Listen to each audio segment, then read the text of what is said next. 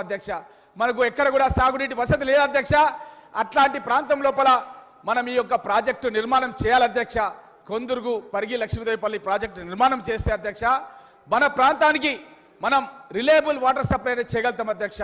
ఎందుకంటే గోదావరి నుంచి మనకు అష్యూట్ వాటర్ ఉంది అధ్యక్ష. మనకు అక్కడ నుంచి నీళ్లు తీసుకునే అవకాశం ఉంది అధ్యక్ష.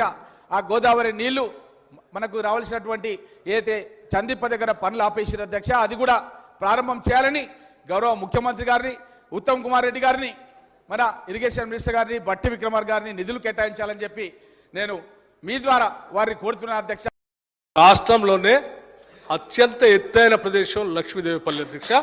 అక్కడ గనుక నీళ్లు తీసుకొని వచ్చి నింపితే అక్కడ నుంచి ఎక్కడికంటే అక్కడ నీళ్లు హైదరాబాద్ తెచ్చుకోవచ్చు, అటు షాద్నగర్ పంపించవచ్చు, ఇటు రంగారెడ్డి పంపించవచ్చు, అన్ని రకాలుగా చేయొచ్చు. పాలమూరు రంగారెడ్డికి సంబంధించి ఎట్టి పరిస్థితుల్లో ఇంక్లూడింగ్ లక్ష్మీదేవిపల్లితో సహా పూర్తి చేస్తాం.